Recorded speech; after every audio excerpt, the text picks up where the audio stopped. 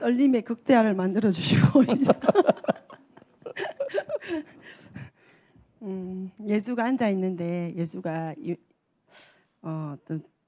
그 색연필 쓰고 남은 케이스를 가지고 저한테 이렇게 손을 이렇게 하고 있었는데 여기 이렇게 이렇게 거리더라고요. 손바닥에다. 그리고 내보고 이렇게 하래요. 그래서 그 목사님 우리 이제 예배팀들 그 이제 예배 전에 기도할 때 하던 거 있잖아요. 그래서 제가 요즘 사복음서를 읽으면서 그 예수님께서 나를 본받으라라는 그런 성경 말씀이 있잖아요. 우리 주님을 본받는 어떤 그 삶을 살라고 요구하시는데 그 본받다라는 게 모방하다, 따라가다 그런 의미를 가지고 있는데 그냥 되든 안 되든 예수님처럼 해보는 것이 답이겠다라는 것들 좀 많이 생각을 하거든요. 근데 예수가 하나님 이 아이를 통해서도 말씀하시네요. 그래서 우리가 하는 대로 어른들이 하는 대로 아이들은 그렇게 또 배우고 따라간다라는 것을 또 한번 생각해 보았습니다. 제가 못 모르고 커피를 저녁 무렵에 몇 모금 마셨더니 이게 막 네, 그렇습니다. 네. 네? 심장이 막 뛰어요. 오중직임에 대해서 이제 챕터 2가 그것을 설명하고 있습니다. 하늘의 통로에 대해서 이야기를 하고 있는데요. 일단 오라는 걸 가지고 한번 풀어보도록 하겠습니다. 이미아 집사님이 조금 언급하셨죠. 그죠? 오는 알파벳 히브리어로 헤이죠. 헤이. 자, 헤이.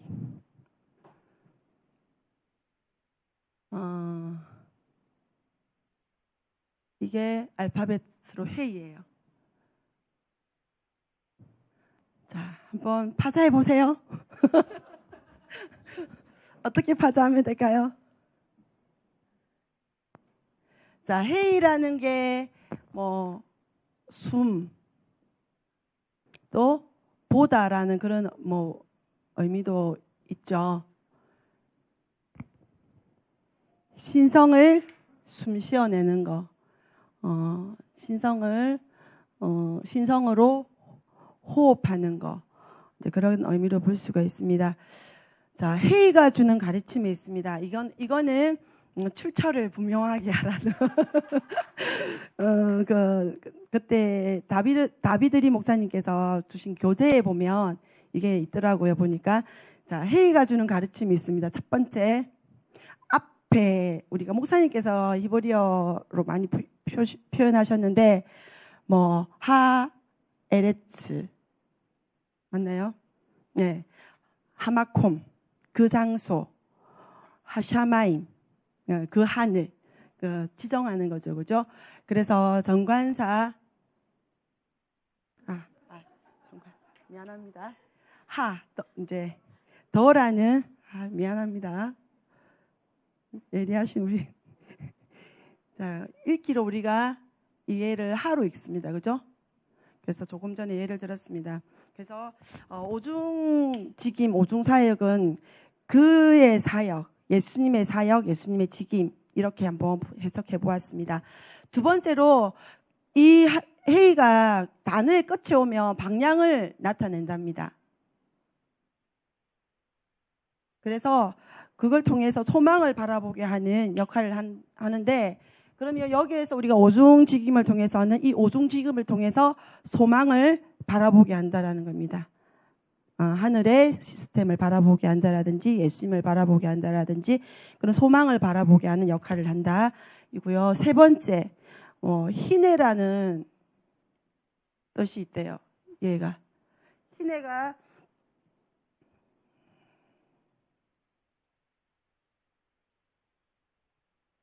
자, 이건데 하나님이 어떤 분이신지 하나님의 존재를 나타내는 말로서 오중직임이라는 것은 하나님이 어떤 분이신지 하나님의 존재를 나타내는 어떤 사역이고 직임이 될 수 있겠다라고 이렇게 생각이 되어졌습니다. 자, 그렇게 해서 이제 이 오중직임의 우리가 사도, 선지자, 복음 전도자, 목사, 그다음 목회자, 이제 교사인데요. 한번 적어 보겠습니다. 사도, 선지자, 복음 전도자, 그다음 목사, 제가 교사 이렇게 적어 온 게 있어 가지고요. 자, 그러면 우리가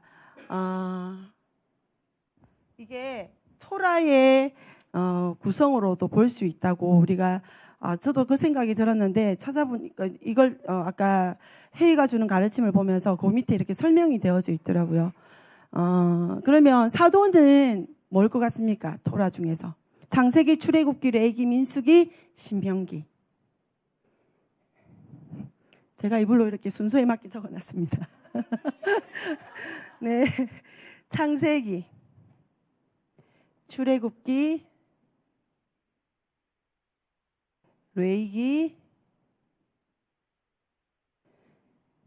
민수기, 신명기. 이제 굳이 이걸 하려면 쓸 필요가 없었는데 제가 갑자기 이제 신약에서 그러면 오종지김을 말했다면 이거에 대한 어떤 근거가 되는 게 구약에는 없을까라는 어떤 물음표를 던지면서 생각을 하게 되었었는데 그게 이제 제가 받았던 거는 느꼈던 거는 그 이드로가 그 이제 모세에게 그 천부장, 백부장, 50부장, 10부장 그 의미를 그걸 이야기를 하잖아요. 그렇게 제가 한번 연결을 해봤습니다. 그러면 거기에 4단계밖에 없어요. 4가지밖에.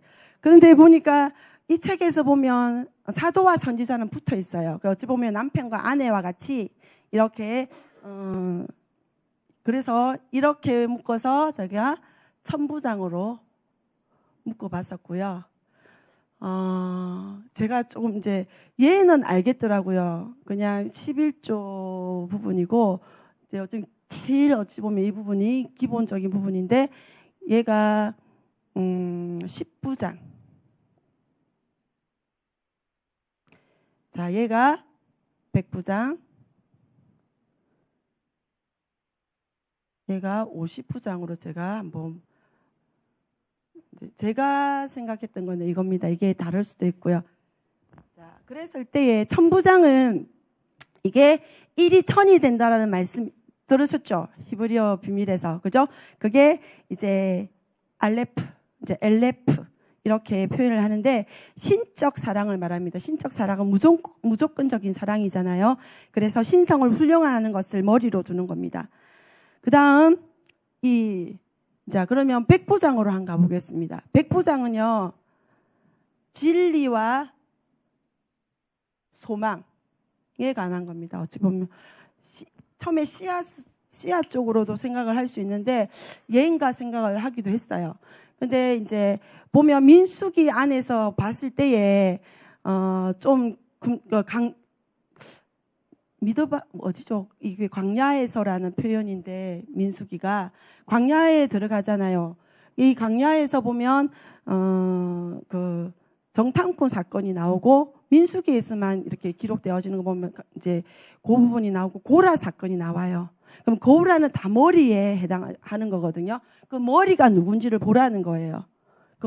그래서 그 소망, 진리를 보라고 하는 것들. 그래서 네가 하나님의 아들이기 때문에 네는 머리가 될 수 없다라는 거, 어떤 교정하는 것들을 이야기하고 있고요. 자, 이 50부장이라는 거는 감각과 감정에 대한 부분입니다. 자, 내가 막 이렇게 감정이 올라갔다 내려갔다 하면은 이 컨트롤하지 못하면 어떤 리더자로서 설 수가 없습니다. 이것을 이 감각과 감정을 하나님의 그 시스템 안에서 하나님이 원하시는 것으로 이렇게 사용되기 위해서는 교사가 끊임없이 교정시키고 훈련시키고 계속 반복할 수밖에 없다라는 결론으로 제가 이렇게 50부장으로 한번 놓아보았고요. 그 다음 이 10부장 이 부분 이 진짜 목사님께서도 제일 기초가 되고 제일 중요하다고 했습니다. 11조는 10분의 1이라는 개념이 아니라고도 말씀하셨죠. 기억나십니까? 네, 10 전부를 드리는 거예요. 10을 완성하는 거라고 했는데요. 이 10이 있잖아요. 재물도 나타내기도 하고 그다음 부요함과 재물 11조 부분입니다. 자, 그리고 일단은 그러면 오늘 이 말씀을 이렇게 묵상하고 있었는데 오늘 제가 마가복음 우리가 오늘 사복음서 읽는 과정 속에서 마가복음 10장 21절로 23절 말씀이 나옵니다. 여기 말씀 좀 띄워 주십시오. 마가복음 10장 21절에서 23절 말씀.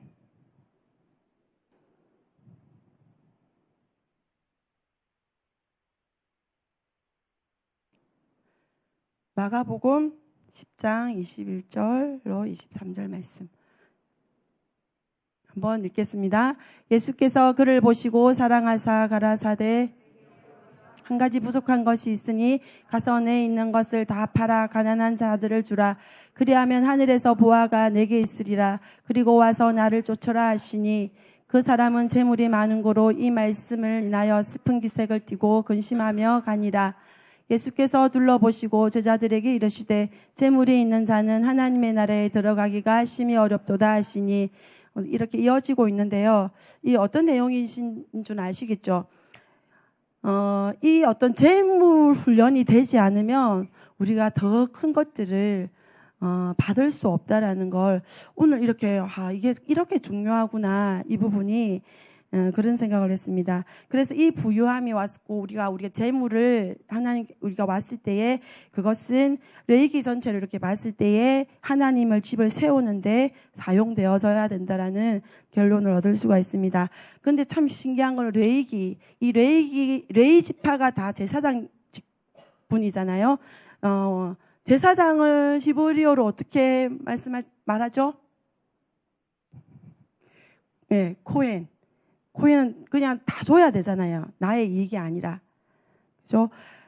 그래서 레위 지파들은 어때요? 하나님으로부터 그 11지파로부터 공급받아서 그렇게 살아가게끔 하나님의 시스템이 있습니다. 그래서 우리가 그렇게 어떤 10부장 이 단계를 잘 이렇게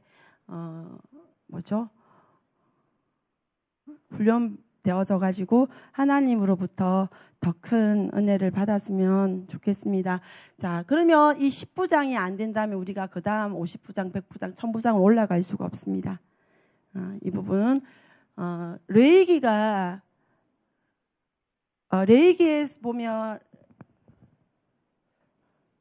레위기 1장 1절이 베클란가요? 바이크라. 주님께서 부르시는 부분인데요. 그러면 왜 복음 전도자가 레위기일까요? 이렇게 생각할 수 있잖아요. 근데 제가 얻었던 결론은 그냥 하나님이 우리를 부르시잖아요. 그리고 그러면 복음 전도자는 그 하나님의 음성을 들려주는 역할이에요. 하나님이 당신을 부르고 계십니다. 하나님이 당신을 사랑하시고 하나님께서 초청하고 계시다라는 것을 이야기하는 어떤 영역이 아닐까 생각이 되어졌습니다.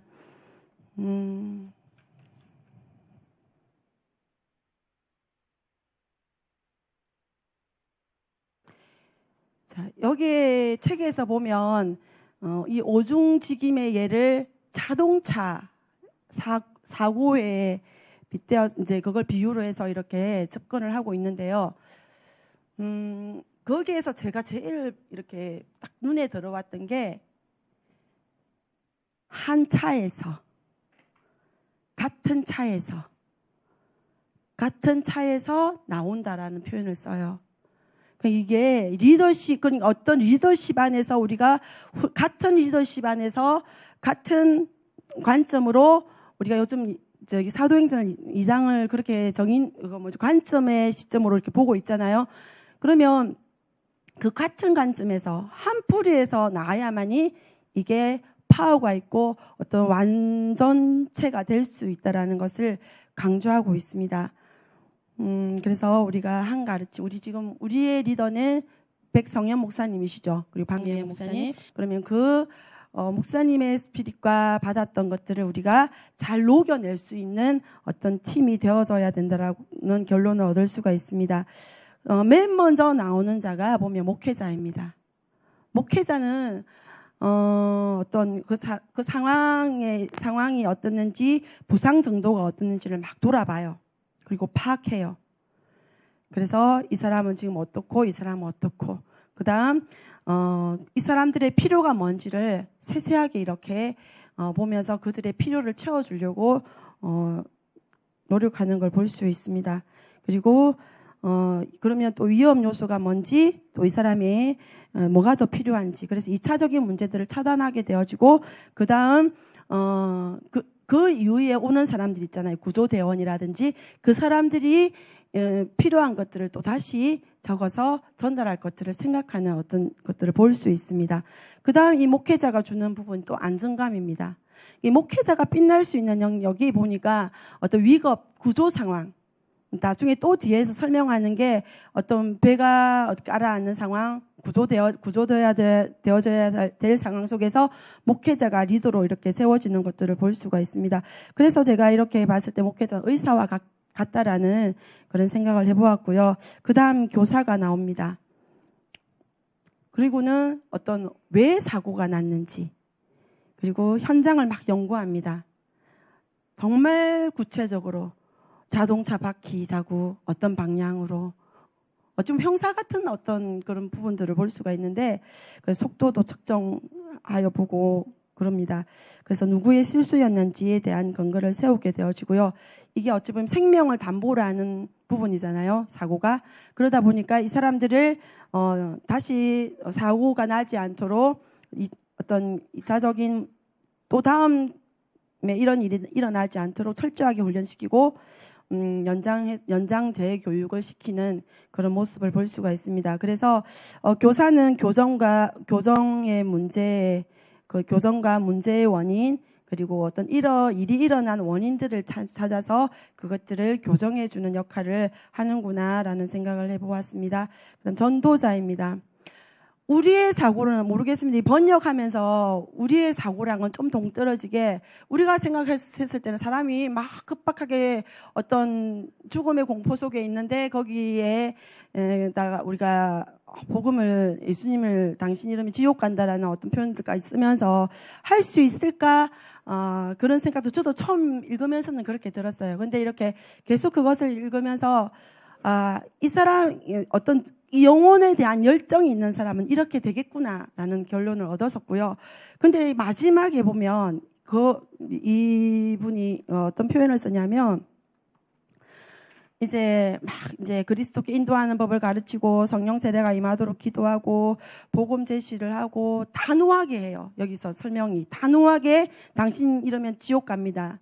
이제 그런 표현도 쓰면서 그리고 계속 똑같은 질문을, 다른 질문 안 해요. 그래서 똑같은 질문들을 계속 이렇게 하는 것을 볼 수가 있습니다. 그래서 단순해야 되겠구나. 네, 그런 생각을 해보았는데, 이분이 이제 이 전도자가 그 일을 하고 나서 이렇게 이야기해요. 자기 자신한테 정말 대단했어. 라고 하며 교통사고 현장이 복음 전도의 중요한 장이라는 생각이 들어. 집에 가는 길에 경찰들의 무정 통신을 듣게 해주는 장비를 산다라는. 처음에는 이게 뭐지 그랬어요. 이게 뭐지? 무슨 의미일까? 그랬거든요. 그래서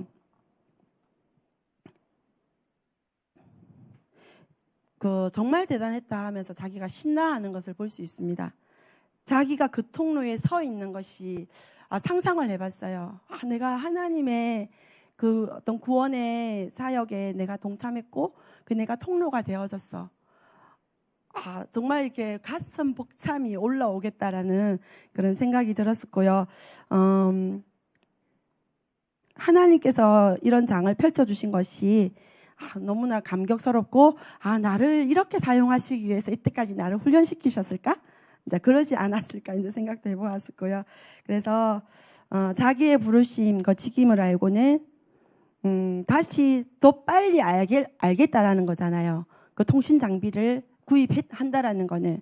그래서 맛본 자만이 알 수 있다라는 거예요. 그 감격을, 그 기쁨을.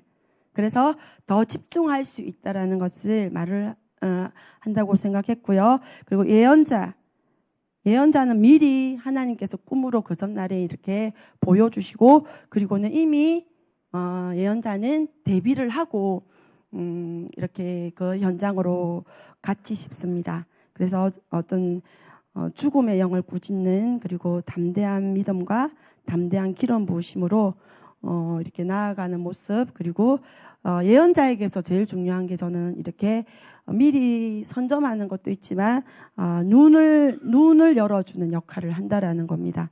그래서 소명을 대언하고 그리고 계시의 성령이 강림하시도록, 그리고 그러고 있는데, 제가 여기에서 좀 궁금한 점이 왜 사고 현장에 책임자를 찾을까 하는 생각을 했어요. 이 예언자의 역할 속에서 왜 사고 현장에 책임자를 찾았을까? 그리고 그 책임자가 하나님이 세워주신 자가 맞는지, 그리고 책임자가 없다면 책임자를 세우는 역할까지 해요.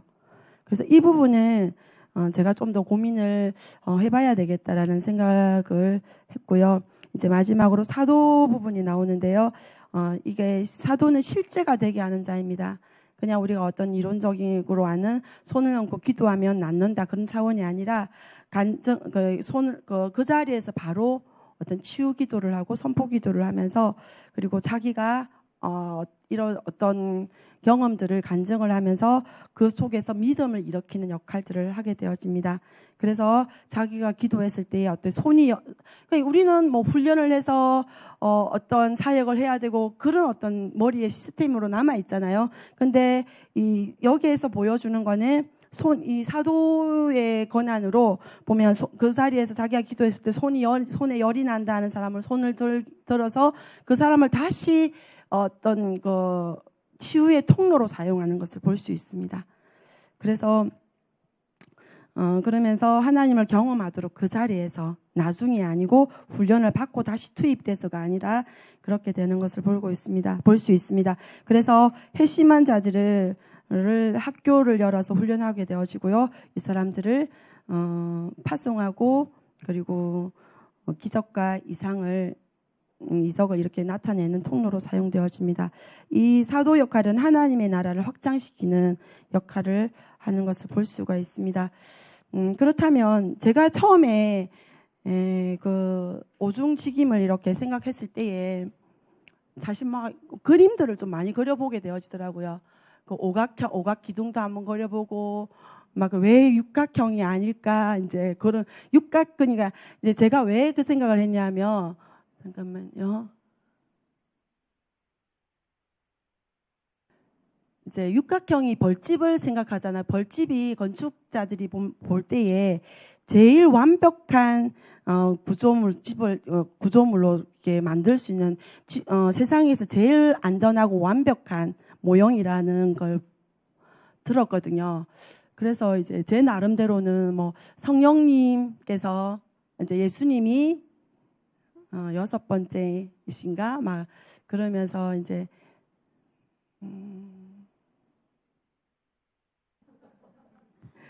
원래 그림이 좀 잘못 그려져 가지고요. 이게 너무 넓어져 가지고요.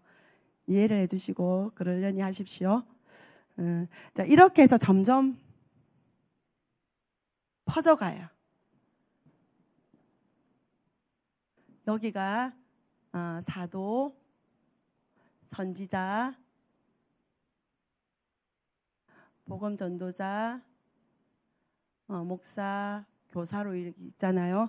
그럼 여기에 또 이제 여기에 이 오각형에서는 어때요? 복음 전도자, 목사가 있으니까 나머지 이렇게 전도자, 선지자와 사도와 그다음 교사가 이렇게 들어가면 이렇게 펼쳐져 가는 어떤 그림들을 저는 연상을 해보았거든요.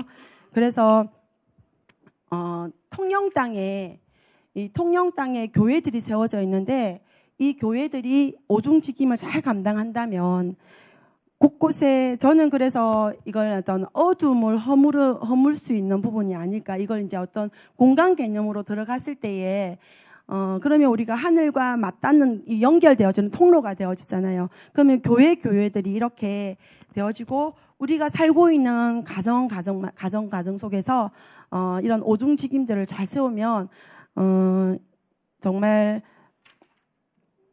그 빛의 영역을 확장해가는 어둠의 경계를 허무는 시스템이 아닐까라는 생각을 한번 해보았습니다. 그래서 제가 이 무한대 하는데 이번에 토라 스쿨에서 무한대라는 표현이 나왔거든요. 그러면서 오병이어가 생각이 되더라고요. 오병이어. 이걸 오병이어. 이 오병이어를 12강줄이 먹고 남아서 12강줄이 남았잖아요. 그 자리에 더 많은 사람이 있었으면 끝이 없이 갔었겠죠. 그러니까 어떤 하나님의 능력이 그것밖에가 아니라 더 무한대로 갈 수 있지만 그 공간에는 있었던 그 장소에 있었던 사람이 그 사람밖에 안 되었기 때문에 거기서 멈췄다라는 거죠. 그래서 이런 어떤 시스템으로 간다면 우리가 하나님의 어떤 연결 통로를 잘 활용하지 않을까, 하늘의 그런 문화들을 이 땅 가운데 잘 풀어놓지 않을까 생각이 되어졌습니다. 그래서 식구가 5명인지 축복합니다. 잘 훈련시켜 보십시오. 자, 그다음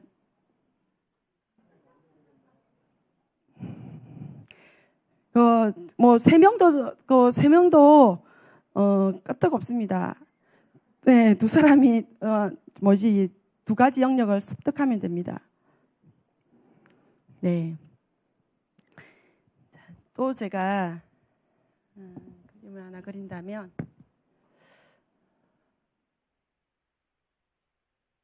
이게 이제 오중직임이에요. 이 안에 저는 이렇게 예수님을 넣어 보았습니다. 이게 오중직임의 완전체가 아닐까, 저 개인적으로는. 그렇게 해서 그리고 이걸 이제 좁힌다면 이 오중직임을 제 안에다가 이 시스템을 장착을 해야 된다는 겁니다.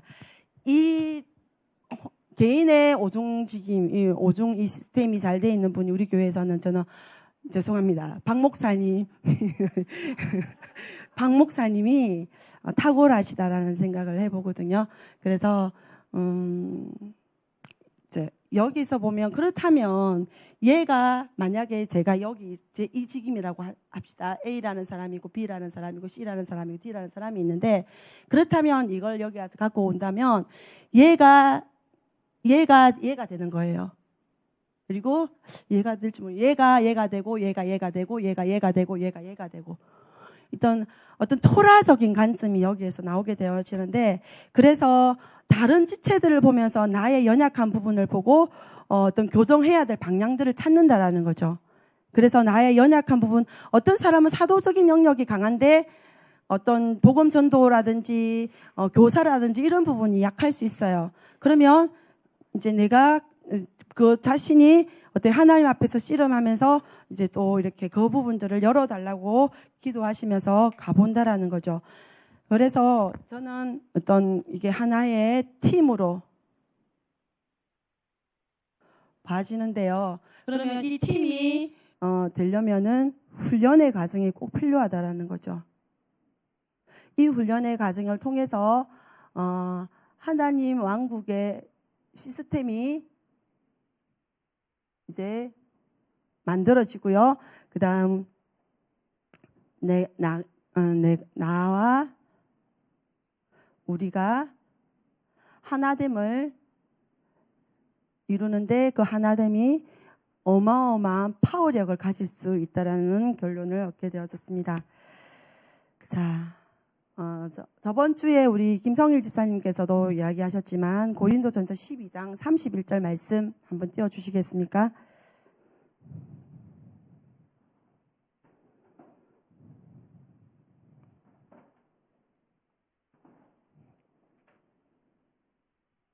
네. 앞에 어떤 한몸됨과 어떤 지체됨과 은사들이 나오는데요. 그게 오중직임도 나오거든요. 12장 31절 말씀, 너희는 더욱 큰 은사를 사모하라. 내가 또한 제일 좋은 길을 너에게 보이리라.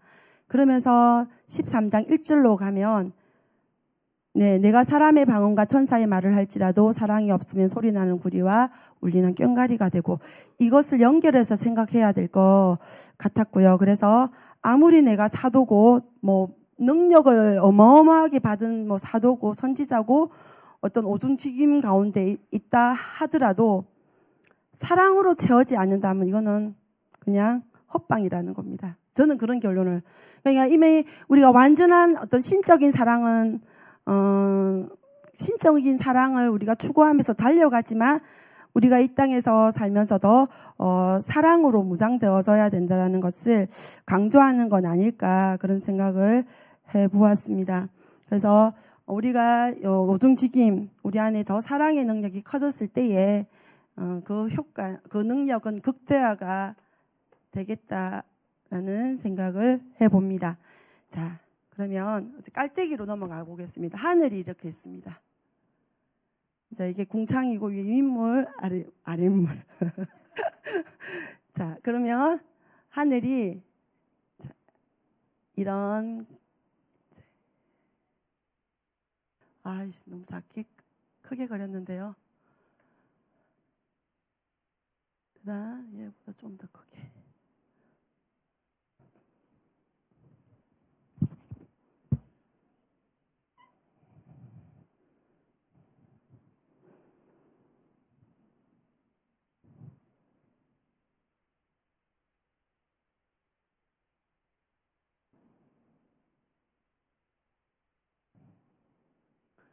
그림이 조금.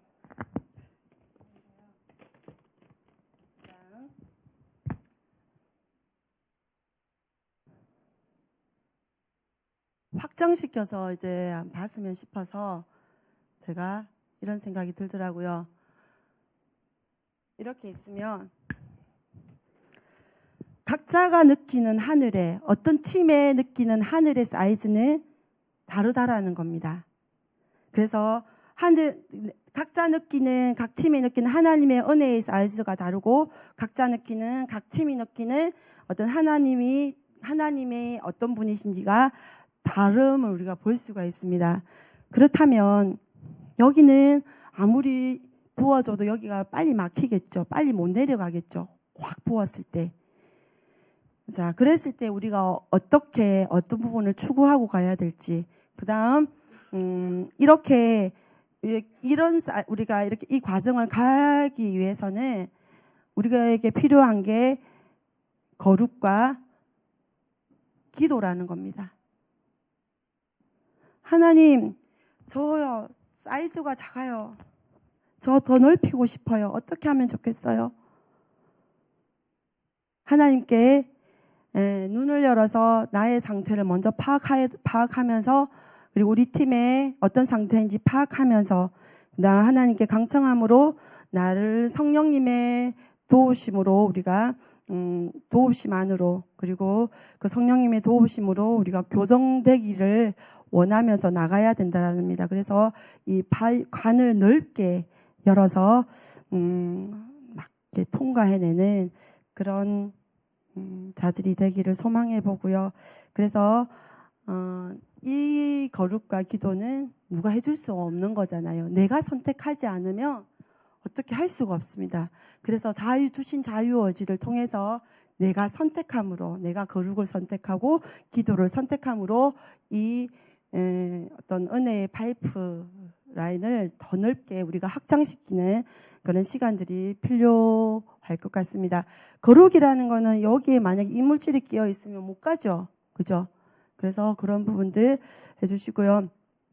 제가 이 책에서 보면 사도로부터 선지자로부터 이렇게 깔때기 모양에서 여기에 복음 전도사가 이 통로라고 이야기하거든요. 저는 이게 조금 이해가 조금 저에게는 그런 시각보다는 어떤 전도자의 열정만으로는 안 된다라는 거예요. 그래서 사도적 전도자, 사도적 예언자적 전도자 이렇게 가가지고 제가 여기서 사도적이라는 건 나중에 사도가 보면은 하나님께만 초점을 맞춰요. 하나님께만 초점을 맞추거든요. 그래서 오직 기도와 말씀 그렇게 가는데 저는 사도적이라는 게 친밀감을 최우선으로 하는 자가 아닐까라는 생각을 해보았는데요. 그로 인해서 뭐 사도적 전도자 여기서도 그런 표현이 나와요. 사도적 교사. 사도적 교사로서의 탁월한 사람이 랜디 클락이라고 이야기하고 있거든요. 이 책에서 소개를. 그렇다면 그냥 가르치는 자로서만 남을 수는 없다라는 겁니다. 그러면 하나님과 더 가까이 친밀함으로 인해서 하나님으로부터 어떤 가르침의 방향들을 잡아가야 된다라는 거죠. 내가 아는 지식, 내가 아는 경험만으로는 어떻게 사람들을 변화시키는 데는 한계가 있다라는 것을 이야기하는 대목이 아닐까 하는 생각을 해보았습니다. 아까 제가 창세기와 출애굽기를 하나로 묶었잖아요. 이제 원래 창세기가 보면 어떤 기초적인 것이고 원리적인 것을 거기에 다 들어있다고 우리가 또 들었었고, 그렇다면 창세기를 보면 개인적인 어떤 구원 부분을 이야기하고 있어요. 아브라함을 불러서 그 결론적으로 가면 무엇을 위해서 항해해서 갔습니까?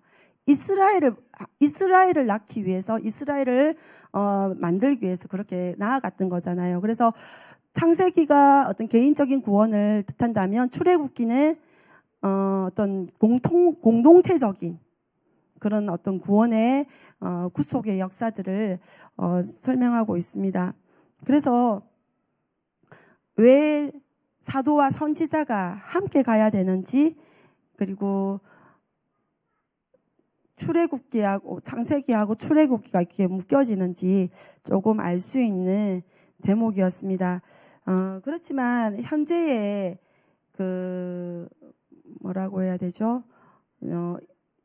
교회의 어떤 시스템이 보면 주도권이 성경에서는 사도와 예언자 중심으로 가라고 이야기가 되어져 있는데, 현재 보면 교회에서는 교사와 목사, 전도자로 이렇게 주도권이 바뀌어져 있습니다. 그래서 그 결과가 각각의 기름 부음을 이해하지 못하는 부분들을 볼 수가 있습니다. 그래서 이런 주도권을 통해서 나타나는 현상이 하나님께서 과거에 하신 일에만 초점을 맞추지 지금 행하시는 일들을 놓칠 수 있는 어떤 문제점이 나타날 수 있습니다. 그래서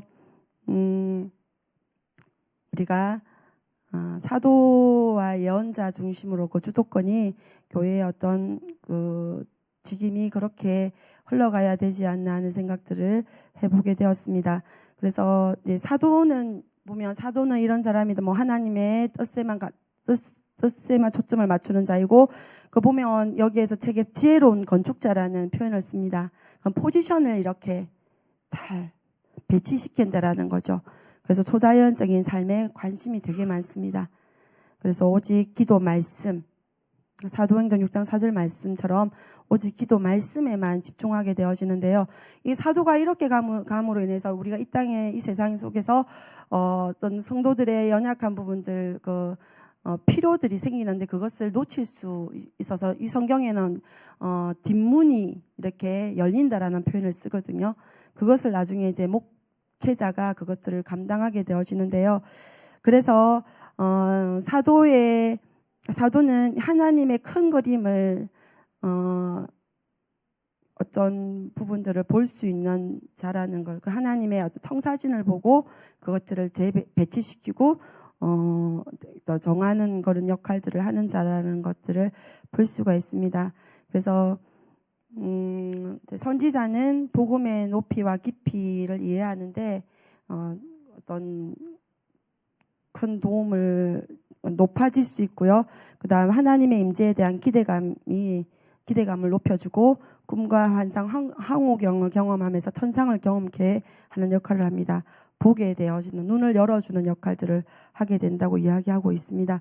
그래서 그리고 교사는 어찌 보면 지금 교회에서 나타나는 부분들을 보면 초자연적인 거기보다는 어떤 말씀에 대해서 말씀만을 이렇게 가르치는, 말씀이 중요하지 않다라는 말을 그렇게 여기서 하고 있어요. 그러니까 말씀이 실제가 될 수 있도록 어떤 그런 역할을 하지 못한다라는 걸 하면서, 예수님께서도 이 땅에서 말씀을 전하시고 그 말씀에 맞는 기적을 행하셨다고 이야기하고 계시거든요. 그러면 그게 그러니까 내 삶의 속에서 그 가르침이 그대로 살아낼 수 있게끔 이제 학생들에게 가르치는 것만으로서는 안 되고, 자기도 그것을 나타내는 자가 참 정말 탁월한 교사다라는 표현들을 쓰고 있습니다. 목회자 아까 이야기했듯이 어떤 사람들의 그 필요에, 그리고 어떤 그 마음의 안정감을 주면서 하나님께로 나아갈 수 있는 역할들을 하고 있고요. 여하튼 제가 오늘 이제 마무리를 하면서 사도적 교사, 사도적 목회자, 사도적 복음 전도자, 이것은 친밀감과 기도를 통해서 할 수가 있다라는 걸 이야기하고 있습니다. 끝으로 이 챕터 2에서 시작할 때에 내가 변화되기 전으로 돌아가서 내가 변화된 모습을 돌아볼 때 제일 어떤 큰 기쁨이 있다라는 표현이 있잖아요. 저는 왜 이걸 이렇게 적어놨을까 생각을 했어요.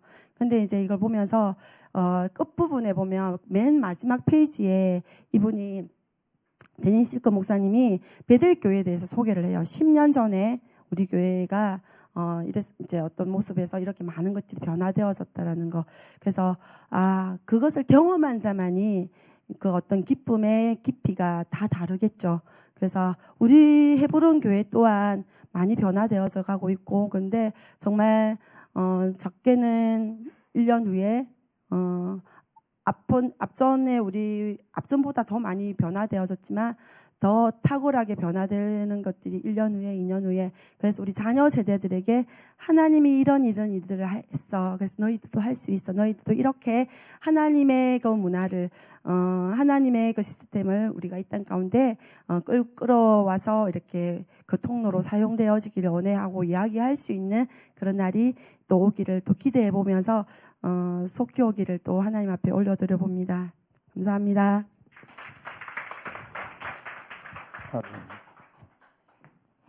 설교하지 않겠습니다. 기도로 들어가겠습니다.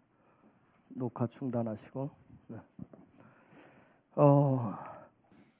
정말 토라의 그 부분을 아까 그 마지막 오각형 요 바로 앞부분에, 우와, 그거 잘 풀어보세요. 그 나중에 우리가 궁극적으로 해야 될 부분들인데 벌써 미리 얘기를 다 했구네. 아까 얘기했죠. 네가 나고 내가 너라고 하는 거. 그리고 참 다들 탁월하게 잘하는 것 같아. 탁월하게 잘하는 것 같아. 기도를 하기를 원하는데 우리가 먼저 예언적인 선지자의 기름 부으심을 원하고요.